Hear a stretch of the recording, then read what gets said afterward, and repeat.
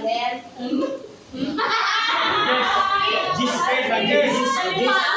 Salam dulu. Yang pertama salam. Assalamualaikum. Assalamualaikum warahmatullahi wabarakatuh. Yang ada menjawab? Oke, coba.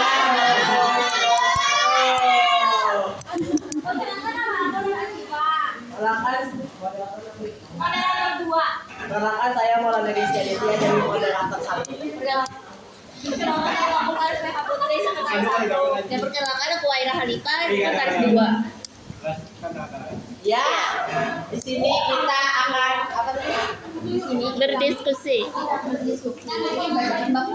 Di sini kita akan mendiskusikan bab 4 materi tentang Dakwah. nih menebarkan Islam dengan santun dan damai melalui dakwah, khutbah dan tabligh. Khutbah. Ya.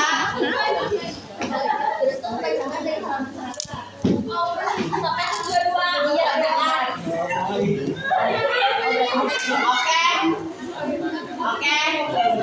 Ini Bu, kami bacaan mau yang menulis lah. Guys, siapkan buku tulis dan pulpen. Ada bawah jadi bonus. Dia yang digital ada kan di Google. Mulai dari mana, Bu? Mulai dari mana? Mulai sini Waltaku. Ininya kan udah salah.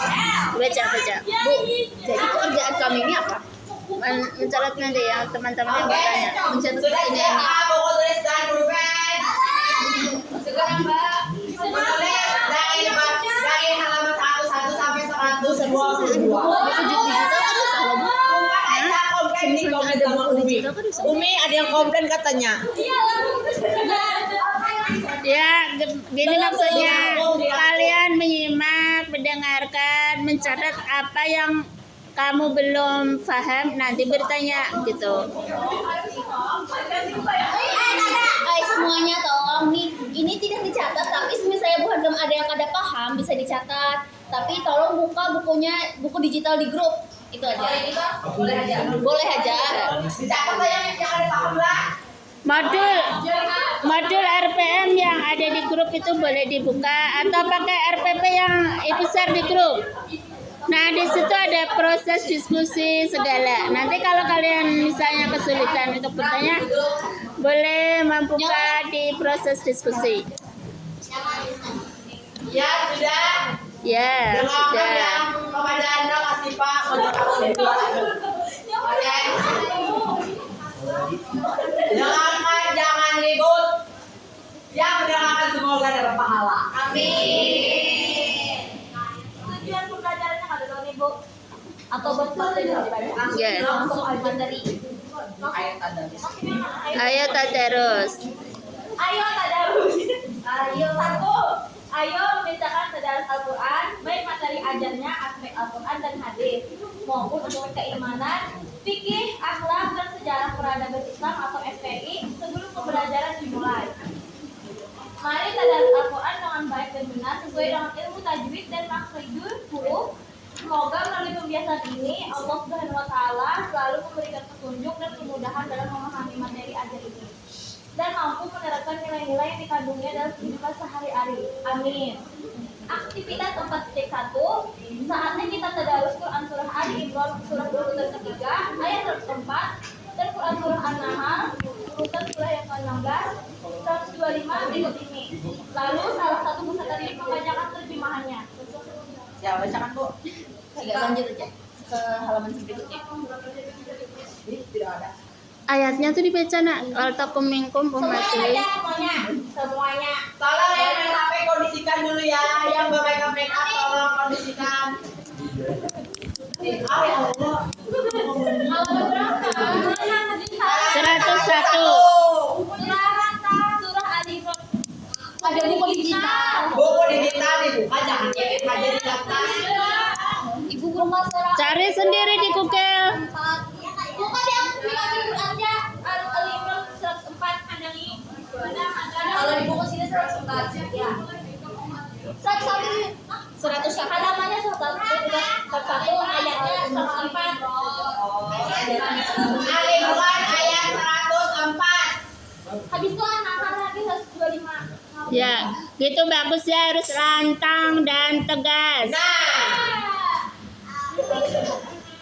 Sudah kan? sudah kan? Gini, untuk moderator saya Imran ayat 104 dan An-Nahl 125. Saya akan mendemonstrasikan surah Ali Imran ayat 104.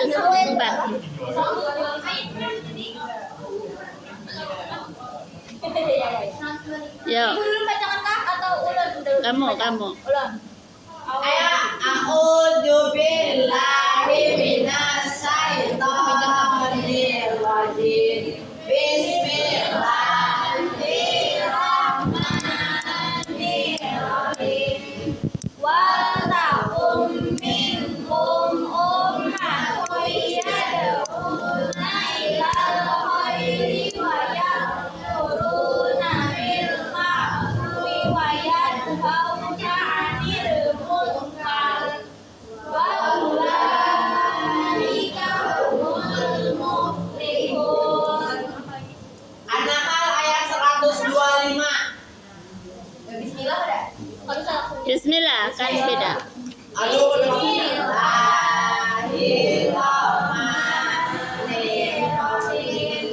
Ud'u ila sabili rabbika bil hikmati wal mau'izatil hasanati wajadilhum billati hiya ahsan. Inna rabbaka huwa a'lamu biman dhalla an sabilihi wa huwa a'lamu bil muhtadin. Sadaqallahul azim. Ya, gambar. Bacakan gambar 1 2 3 4. Yang pertama di gambar 4.1 menjelaskan berikan kesempatan anak muda berkecimpung di bidang dakwah. Gambar 4.2, lelaki dan perempuan berhak melakukan dakwah. Gambar 4.3 contoh dakwah bilhal. Gambar 4.4, tabligh akbar. Oke, dai pemberani. Dari pemberani, kekalahan umat Islam di perang Uhud membangkitkan kemarahan orang Baduy di sekitar Madinah tentang dendam lama yang terpendam. Namun tanpa curiga, Rasulullah SAW memberikan sambutan baik bagi yang ingin memeluk Islam. Karena itu, mereka meminta para juru dakwah atau dai hadir di kampusnya. Akhirnya diutus 6 sahabat. Mereka berangkatlah bersama para pedagang Arab. Sesampai di pedagang Arab, Al-Wajid, wilayah kekuasaan suku Huzail, para pedagang itu tiba-tiba melakukan penyerangan kepada 6 sahabat tersebut sambil meminta bantuan kepada kaum Huzail. 6 dai itu siap melakukan perlawanan setelah sadar mereka dijebak. Para pedagang licik itu berteriak, "Sabar, kami tidak bermaksud membunuh atau menganiaya kalian. Cuma ingin menangkap untuk dijual ke Mekah sebagai budak." 6 sahabat dalam posisi sulit, bahkan bisa jadi terbunuh. Mereka bertakbir sambil menyerang dengan tangkas. Terjadilah pertempuran yang seru antara 6 lawan begitu banyak orang. Pihak pedagang sudah banyak menjadi korban. Akhirnya 3 sahabat tertusuk musuh dan langsung gugur. Seorang lagi menyusul syahid. Akhirnya sisa 2 orang. Zaid bin Abdul Sunnah dan Kubayb bin Adi. Apa daya orang pejuang menghadapi begitu banyak musuh. Setelah beberapa saat, keduanya dapat dilumpuhkan dan ditawan lalu diangkat menjadi pasal budak. Zaid dibeli oleh Safwan bin Umayyah, ayah Safwan Umayyah bin Halam. Adalah majikan Bilal dan Amir bin Fuhairah. Umayyah terkenal kejam kepada budak-budaknya. Bilal pernah dijemur di tengah terik matahari dengan badan tertindih batu. Untung Bilal ditebus oleh Abu Bakar di kemerdekaan. Orang Habsyi ini kemudian terkenal sebagai sahabat dekat Rasulullah dan diangkat sebagai Muzaid saat perang Badar. Umayyah menghadap ke depan dengan Bilal dan berhasil membunuhnya.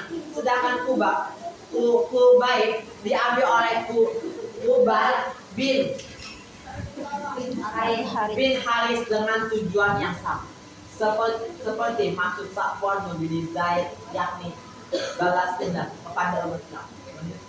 Lalu orang Quraisy menyeret Zaid menuju Tanim atau tempat nikah tunggal.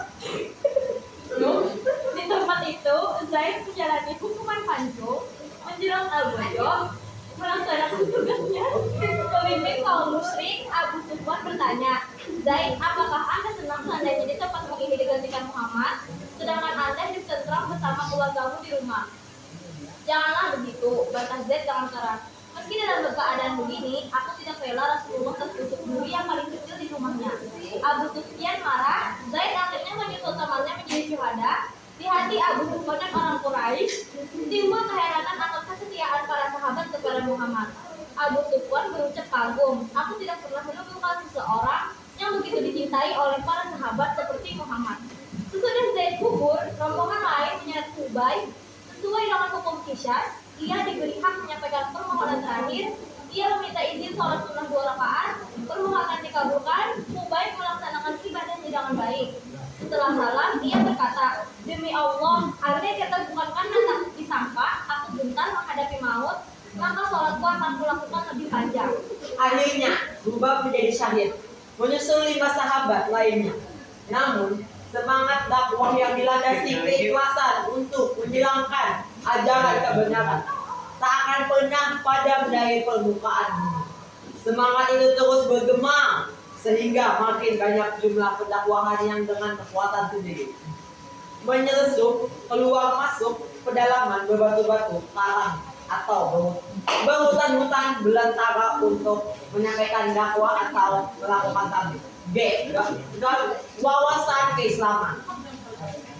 Aktivitas 4.4. Aktivitas untuk tadi bentuk kelas ekstra menjadi duta Islam yang damai. Hanyalah kelas sebagian oknum atau kelompok yang mengatasnamakan Islam. Islam dituduh yang bukan-bukan. Di sana Islam itu keras, kasar, tidak toleran, reaktif, dan tidak santun. Tuduhan tersebut memang menyakitkan. Maka jika ingin membela Islam, kita harus menggunakan cara-cara yang benar, santun, dan mendamaikan. Bukan malah menambah cara yang membabi buta, tidak santun, apalagi menakutkan. Mayoritas umat Islam banyak yang diam jika berhadapan dengan persoalan yang rumit. Contohnya aksi dilakukan oleh sebagian oknum ikhtiar memerangi kemaksiatan dengan cara-cara yang kasar dan menakutkan.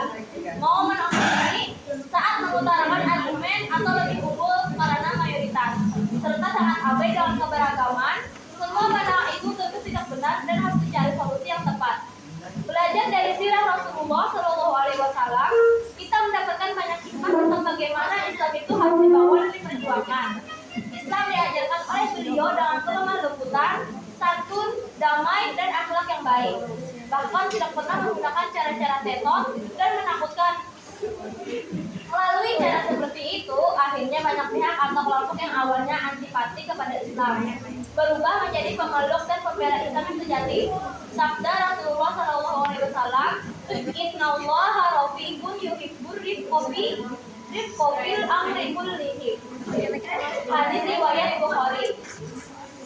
Artinya, sesungguhnya Allah adalah zat yang maha lembut dan mencintai kelembutan dalam segala hal. Hadis Al-Bukhari. Harus kita sadari bersama bahwa saat ini kita umat Islam, duta Islam yang damai mayoritas umat. Memang bersikap damai, hanya sikap mayoritas diam. Maka panggung sejarah media dimanfaatkan sekelompok kecil yang anarkis, tidak toleran, dan wajah Muslim yang maaf. Sebab itu diperlukan upaya bersama untuk melawan kesewenang-wenangan tersebut, dan upaya ini harus dilakukan oleh